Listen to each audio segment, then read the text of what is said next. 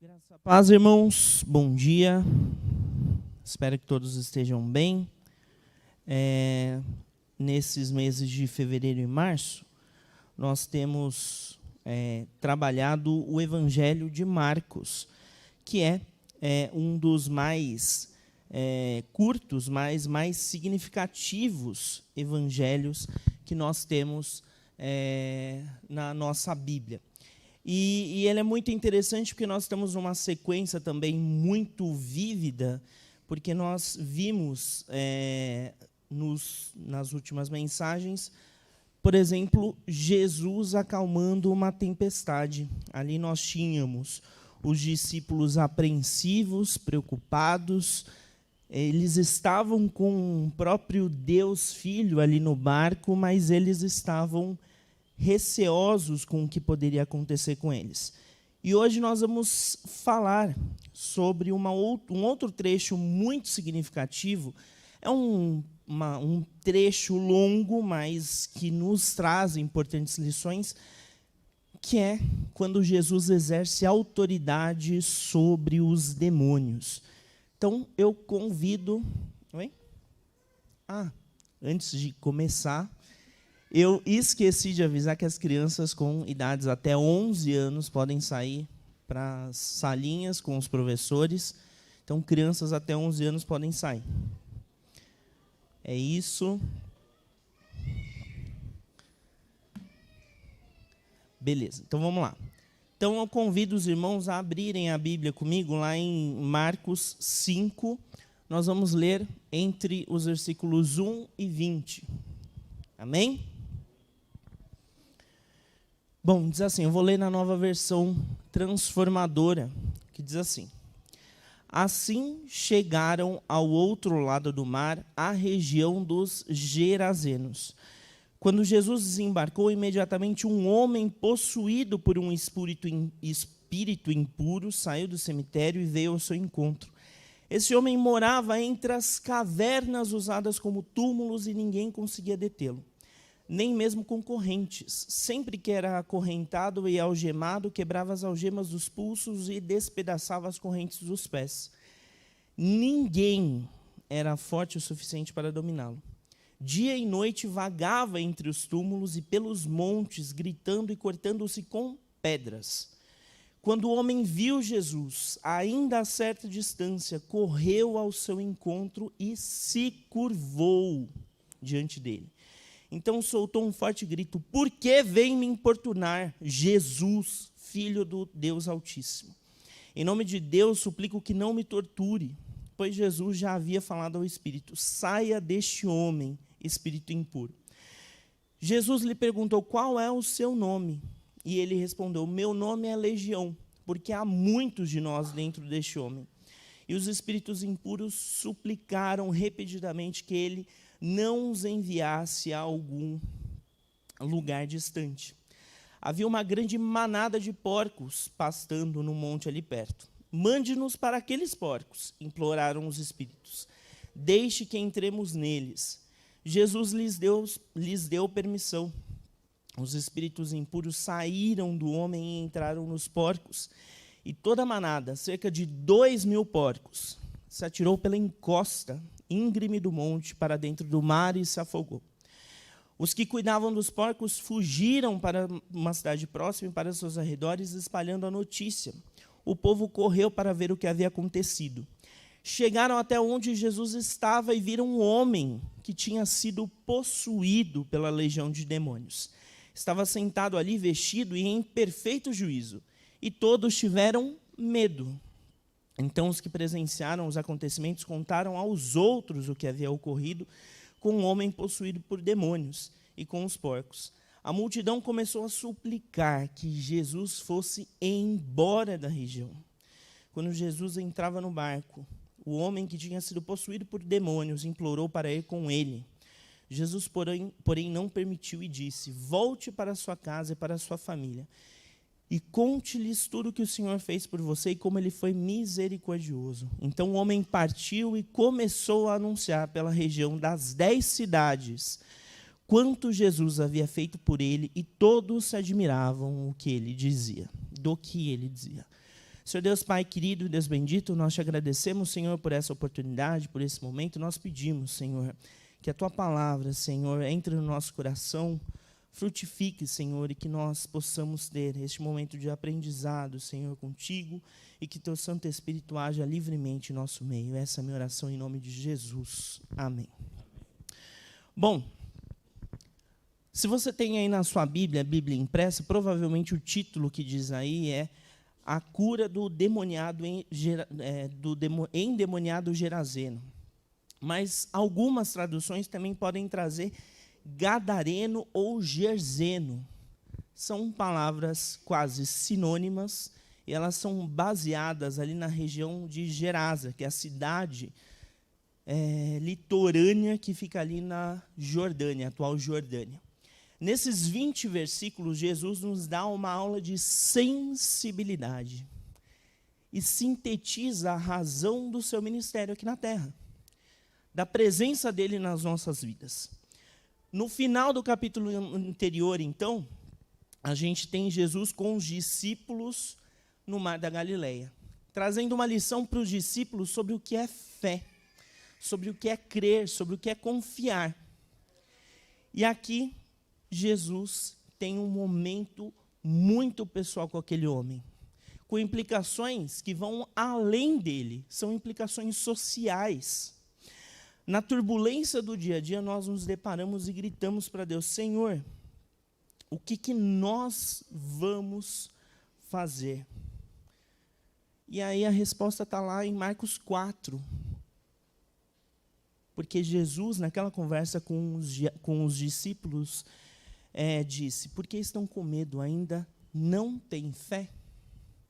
Nós somos trabalhados pelo Senhor para que tenhamos fé. E essa fé nos prepara para as adversidades que nós teremos na vida. Como essas turbulências espirituais que a gente viu aqui no capítulo 5. Agora imagina só, você caminhar, ter uma longa caminhada com Cristo, e ainda ouvir uma repreensão dessa. Ainda não tem fé? É natural que nós cresçamos em conhecimento e cresçamos em fé em Cristo. É natural na vida do crente isso. Todo o ministério de Cristo, assim como a palavra de Deus registrada, tem um caráter gradual. Então, ela é revelada aos poucos, à medida que nós crescemos no conhecimento de Cristo. E Cristo trabalhou esses pontos com os discípulos e Cristo trabalha esses pontos nas nossas vidas através da palavra de Deus.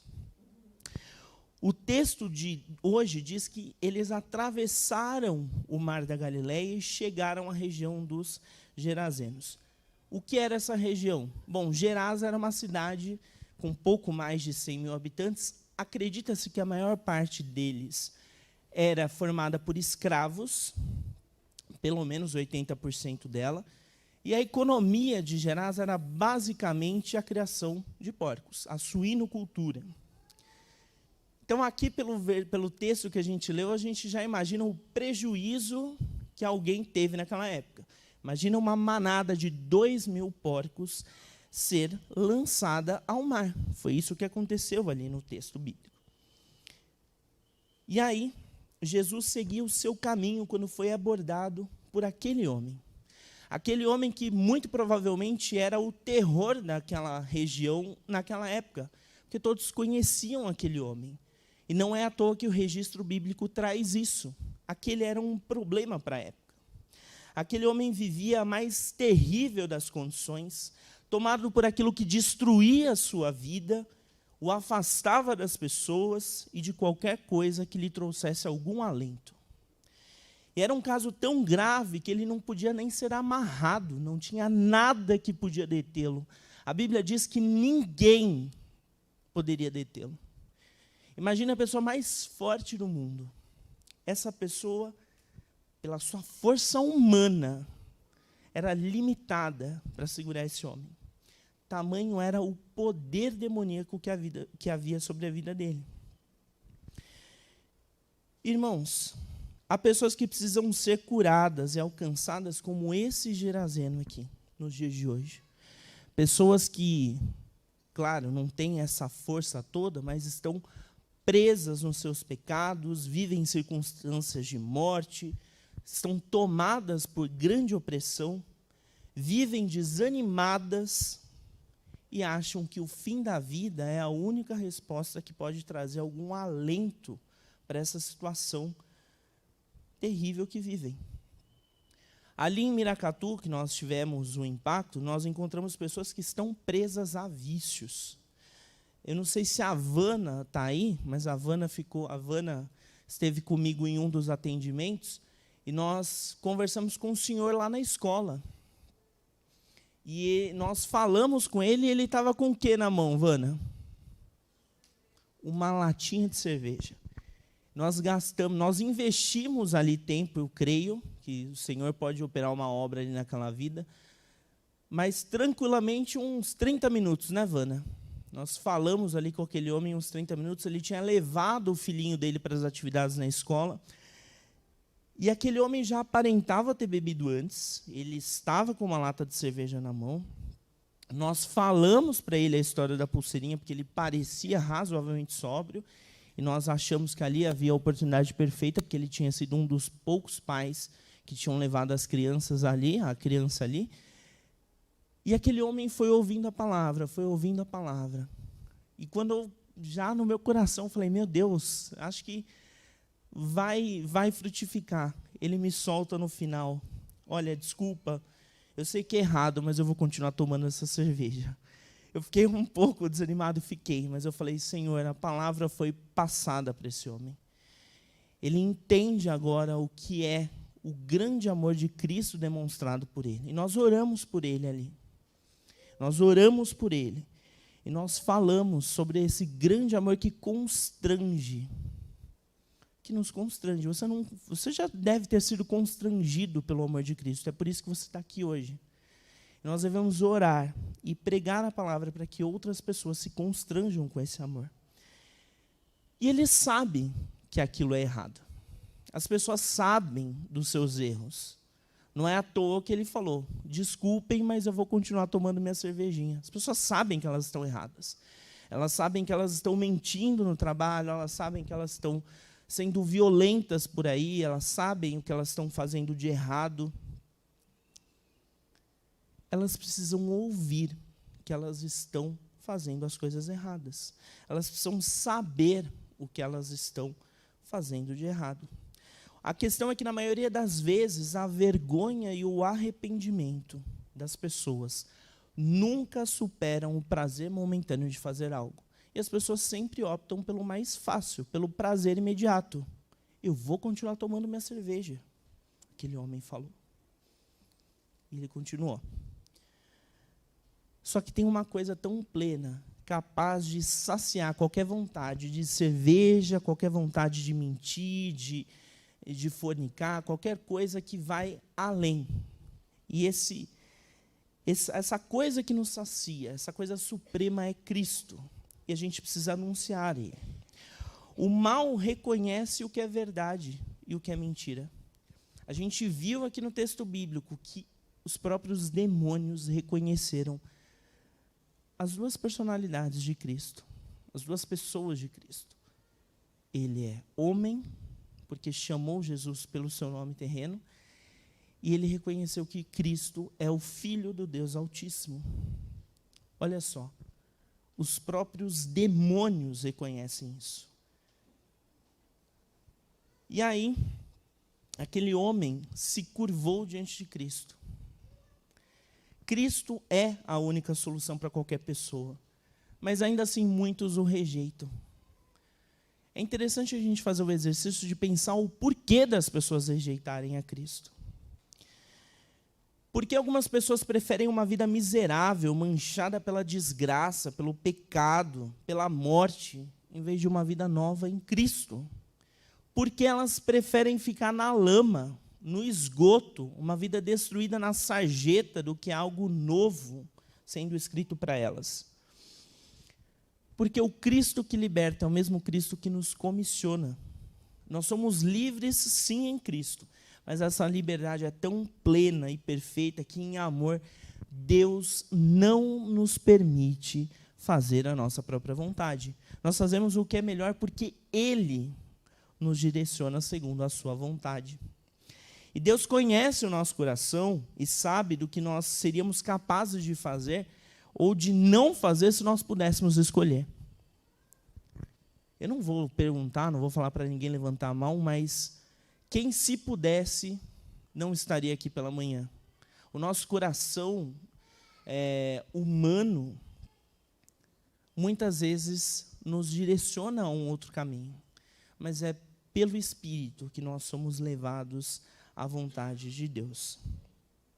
Eu gosto muito de uma canção do Israel Subirá, e eu, para poupar os ouvidos dos irmãos, não vou cantar, mas ela chama Me Leva para Casa, e eu vou falar aqui um trecho dela, porque ela sintetiza o que é isso.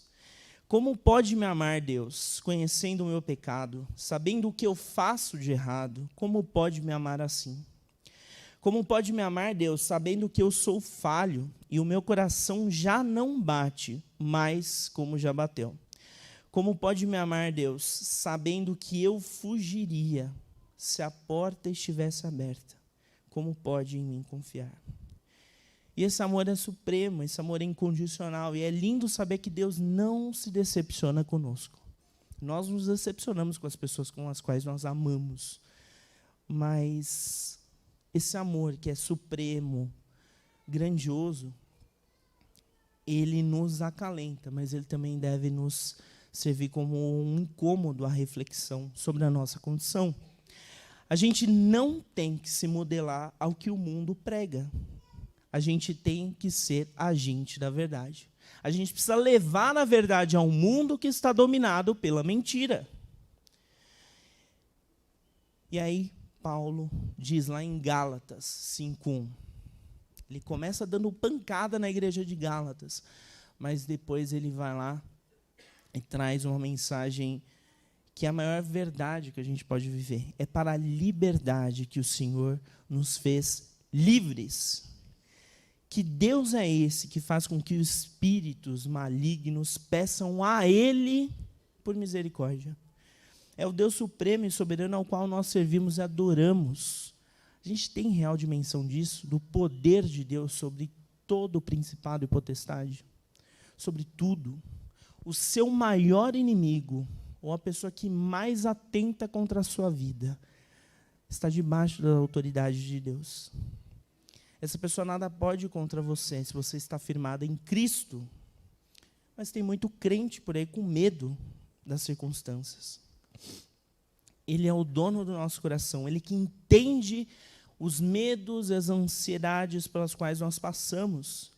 Se você tem vida com Cristo, se você o ama acima de todas as coisas, tem gente que ama a Deus, mas ama mais o carro do ano, ama mais o dinheiro, ama mais o pai, a mãe, o marido e a esposa. Não somos dignos de Cristo se amamos essas coisas mais do que a Cristo. Cristo merece amor incondicional. Nós somos limitados no amar. Chegará o tempo perfeito em que nós o amaremos com plenitude. Mas nós devemos amar de todo o coração. E a jornada com Cristo é essa experiência sobrenatural, mas não só. Não ache que você vai ser um super crente que vai andar com uma super capa pelas ruas e onde você passar, as pessoas vão cair endemoniadas e você vai lá e só com a sua capa você vai expulsar aqueles demônios.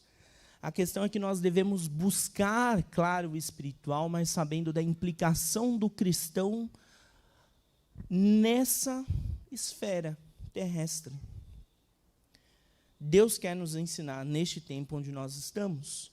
E Jesus nos ensina em outra passagem sobre estar preparado para as coisas espirituais, sobretudo as relacionadas às batalhas espirituais, como é isso aqui que nós vimos no capítulo 5, nesse começo do capítulo 5 de Marcos. Se a gente avançar um pouquinho lá em Marcos 9, depois da transfiguração, Jesus falava a uma multidão quando um homem trouxe o filho possesso. O homem pediu aos discípulos para que expulsassem aquele espírito maligno, mas eles não conseguiram. Eles tentaram lá, não conseguiram, passaram uma vergonhinha, e aí o espírito tentava matar aquele garoto. O registro é muito forte. O pai diz para Jesus, olha, eles tentam a todo momento acabar com com o meu filho. Só que Jesus conseguiu libertar aquele menino. A vida daquele garoto foi transformada. Ele foi liberto. E os discípulos perguntaram a Jesus depois por que eles não conseguiram expulsar os espíritos. E a resposta está lá em Marcos 9, 29. Jesus respondeu: essa espécie só sai com oração. Aqui na Nova Versão Transformadora diz isso, mas na NVI diz: essa espécie só sai pela oração e pelo jejum. Isso requer prática, vivência. Nós devemos viver uma vida de oração e de jejum, porque a gente não sabe a hora. No treinamento do impacto, nós somos sempre ensinados que nós devemos estar preparados, porque há possibilidade de pessoas possessas se manifestarem. Fui 2 vezes, nunca vi, mas há relatos de que já aconteceu. Nós devemos ir preparados, não só para o impacto, para o nosso dia a dia. As coisas acontecem. A gente não vê aqui, mas aqui tem uma batalha espiritual. Ao redor da vida do crente é uma batalha espiritual. E esse texto nos convida a estarmos preparados para isso. Seguindo no texto, Jesus perguntou aos espíritos como se chamavam. Eles disseram legião, eram muitos. Há estudiosos que vinculam essa questão da legião com a legião romana, né, que era formada por um grupo de cerca de 6.000 soldados. E há outros estudiosos que vinculam o número dos porcos à soma da legião. O que podemos tirar disso? Não sabemos. A gente só vai saber no tempo perfeito. A gente sabe que os espíritos se apresentaram como legião e que havia uma manada de 2.000 porcos que foi tomada por esses espíritos. Aqueles espíritos não queriam o sofrimento eterno que os aguardava. E é interessante quando a gente vê num texto correspondente a este, em outro evangelho, que é Mateus 8, 29, diz assim: eles começaram a gritar: por que vem nos importunar, Filho de Deus? Veio aqui para nos atormentar antes do tempo determinado? Toda força que se levanta contra Cristo, contra Deus, contra a igreja, toda força já está fadada ao fracasso. Aqueles demônios sabiam desde o princípio que eles já estavam derrotados. E é interessante que, ali naquela circunstância, ainda no meio do ministério terreno, em meio ao ministério terreno de Cristo, aqueles espíritos já temiam a condenação eterna que certamente virá sobre aqueles que atentam contra Cristo e a sua igreja. É por isso que nós devemos ter consciência de quem luta por nós e em quem nós estamos firmados. A partir daqui a gente chega ao ápice dessa história, porque aquela legião pede para que eles fossem autorizados, né, os espíritos fossem autorizados a ir uma manada de porcos. Jesus autorizou, e aqueles espíritos foram. E ali sintetiza o que o espírito quer de uma vida: a morte. Aqueles porcos foram em direção à água e morreram, caíram ao mar. 2.000 porcos saltando ao mar, numa cidade cuja economia girava ao redor da suinocultura. E aí é interessante que a turma que cuidava dos porcos viu aquilo e foi direto contar para outras pessoas na cidade. Imagina a confusão que deu naquela época. A multidão foi até o local e a Bíblia diz que as testemunhas oculares, as pessoas que viram todo o agir de Cristo, compartilhou o que havia acontecido. E aí o que aquelas pessoas fizeram? Aquelas pessoas suplicaram para que Jesus fosse embora dali. Muitas daquelas pessoas conheciam ou cruzaram com aquele homem. A primeira coisa que elas fizeram quando chegaram foi ver aquele homem transformado. Aquele homem que vivia endemoniado, preso ou tentavam prendê-lo por correntes. Aquele homem estava solto, liberto, transformado, restaurado. Viram aquele homem, ouviram a história, compreenderam o que aconteceu, mas a decisão deles foi pedir para que Jesus fosse embora dali. Faltou a elas a sensibilidade para perceber a grande obra que Deus pode fazer na vida de qualquer um, porque Ele havia feito uma grande obra na vida daquele homem. Eles olharam pelos olhos humanos, contabilizaram o prejuízo que tiveram, o que eles poderiam ter. Imagina se Jesus ficasse ali uma temporada, quantos porquinhos iam pelo mar? Faltou a eles a percepção do que Deus pode fazer novo na vida de alguém. E na vida é assim. Não é por acaso que muitos ricos fazem parte daquela parcela dos menos alcançados pelo Evangelho. Os mais ricos e os mais pobres são uma das camadas da população menos alcançadas pelo Evangelho. Os mais ricos porque eles firmam a sua confiança, a sua segurança no seu dinheiro. Eles veem tudo pelo dinheiro.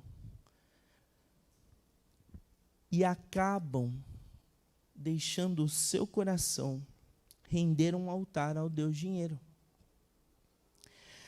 Só que aquele que se rende a Cristo deve dar lugar no seu coração ao Deus verdadeiro. Essas duas coisas não podem ocupar o mesmo coração. Para alguns, então, reconhecer a Cristo significa perdas. É perda financeira, perda de status social, perda de influência. Mas, na verdade, ter a Cristo é o maior ganho que alguém pode ter em toda a sua história. Porque, assim como a gente contava, com o coração ardendo sobre as cores da pulseira lá no Impacto, quando a gente chegava no amarelo, do tesouro, a alegria da vida eterna com Cristo, esse é o maior tesouro que alguém pode ter. É a maior alegria que alguém pode ter, é o maior ganho que alguém pode ter. E aí, quando a gente vê alguém preso na questão do dinheiro, do seu prazer momentâneo, de fazer fama, a gente vê o quão pobre essa pessoa é. Porque a verdadeira riqueza está em Cristo. Se todos estavam gritando para que Jesus saísse de lá, e a Bíblia diz isso, tinha um que implorou para segui-los. E foi aquele que foi o alvo da graça do amor de Deus. Aquele que foi real e profundamente transformado por Cristo. Totalmente desprendido da sua própria vontade, no aspecto de, agora eu vou viver minha vida, agora eu estou livre, eu vou viver a minha vida. Porque Cristo o libertou. Cristo verdadeiramente o libertou. E Cristo ali demonstrou um grande gesto de amor e de bondade, dizendo a ele não. Não. Jesus queria que ele voltasse para casa, falasse com a família dele e apresentasse a história dele. Tudo que Deus havia feito por ele na região de Decápolis, as 10 cidades ali ao redor de Amã, que eram cidades super importantes para a época. Ali nasceu um missionário. Alguém que foi verdadeiramente comissionado por Cristo. Porque Cristo liberta e comissiona. E aquele homem foi. É uma lição e tanto para nós. Porque por vezes nós queremos contemplar a presença de Cristo, e sem dúvida que é importante, e é bom que nós contemplemos. É uma ótima decisão. Mas assim como Deus nos liberta, Deus nos comissiona. Nós temos um chamado. E esse chamado a gente não pode esconder debaixo do travesseiro. Chamado é para ser vivido. Chamado é para ser atendido. Chamado é uma ordenança no aspecto de ide, pregai, fazei discípulos. Diante de todo esse registro bíblico sobre o qual nós refletimos nessa manhã, eu não vou dar 3 pontos para vocês, podem ficar calmos. Eu vou dar um único ponto aqui para que nós tenhamos em mente ao sair aqui nessa manhã, para que a gente reflita nesse texto. Deus fez algo grandioso na nossa vida. E por causa disso, nós devemos compartilhar com os outros sobre esse Deus que nos ama, apesar da nossa condição. Deus fez algo grandioso. Eu não sei de onde Deus te tirou, eu sei de onde Deus me tirou. E eu sei que foi algo grandioso. Muitas vezes as pessoas são criadas na igreja e têm a sensação de que, tive um encontro com Cristo já no final da minha infância, início da adolescência, não passei por nenhum perrengue. Mas o fato de você ser alcançado por Cristo, mesmo já tendo nascido praticamente na igreja, já é um grande gesto de amor de Deus. Porque tem muitos nascidos na igreja que agora estão na sarjeta, bêbados, antes das 10 da manhã. A restauração que Deus promove pelo Espírito Santo nas nossas vidas é algo que a gente não pode diminuir ou guardar debaixo do travesseiro ou guardar no guarda-roupa. Ele nos ama e não quer que nós fiquemos presos em correntes. Nós temos a liberdade que aquele Gerazeno teve. Ele nos ama e nos libertou, e você é livre. Você é livre. Mas pensa, por que você, em algumas circunstâncias, tem vivido preso? O que tem prendido você? É um medo, é um difícil pecado de se livrar, alguma ansiedade, infelicidade? O que é que tem prendido você? O que tem impedido você de adorar a Deus na plenitude do seu amor, como aquele homem saiu para adorar a Deus, testemunhando desse Deus que o redimiu? A solução para o seu amigo de trabalho problemático é Cristo. Aquele seu irmão, tio, primo, dependente do álcool e da droga, a solução é Cristo. A solução para a sua família, para a família do seu vizinho que vive brigando, é Cristo. Cristo é a solução. Não é só tema de campanha, não. É a realidade. É o que a Bíblia nos traz. E há corações sedentos por Cristo, irmãos, que precisam ser libertos. Eles não estão só em Gerasa, não. Eles estão aqui, estão em São Caetano, estão em Santo André, estão em Mauá, estão em São Paulo. E há corações que estão precisando dessa liberdade, porque são potenciais missionários. Há pessoas que serão grandes missionários, grandes missionárias, mas que ainda não ouviram do Evangelho e precisam ouvir do Evangelho. É por isso que nós, como embaixadores do Rei, assim Paulo nos traz, nós devemos falar de Jesus. Esse amor precisa ser exemplificado, vivido, falado, para que as outras pessoas entendam o grande amor que nos alcançou. E para fechar aqui, irmãos, já convido até o pessoal do louvor para vir, não nos envergonhemos do Evangelho. Não nos envergonhemos do Evangelho, de forma alguma, porque ele é o amor de Deus representado de forma prática para a gente. É a direção de Deus para nós. Sintetiza o grande amor de Deus por nós. E nós vivemos esse amor e nós anunciamos esse amor. Não devemos nos envergonhar do Evangelho, porque ele é o amor de Deus demonstrado por nós. E há pessoas lá fora que precisam ouvir desse amor, porque eles vão para lugares distantes anunciar esse amor. É por isso que nós somos chamados a levar o Evangelho, a levar Cristo aos corações. Vamos orar? Senhor Deus, Pai querido, Deus bendito, nós te agradecemos, Senhor, por esta manhã. Obrigado, Senhor, pela tua palavra. Pedimos, Senhor, que teu Santo Espírito trabalhe no nosso coração, que nós possamos, Senhor, assimilar, aprender mais e viver, Senhor, aquela que é a tua vontade. Nos usa, Senhor, nos capacita para que sejamos instrumentos teus a anunciar a tua palavra a pessoas que ainda não te conhecem. Nos dê discernimento, Senhor, nos aponte as pessoas certas e que nós, Senhor, sejamos pessoas direcionadas pelo teu evangelho, que nós vivamos plenamente o teu evangelho, Senhor, e que nós nunca nos envergonhemos dele, Pai. Essa é a minha oração, em nome de Jesus. Amém.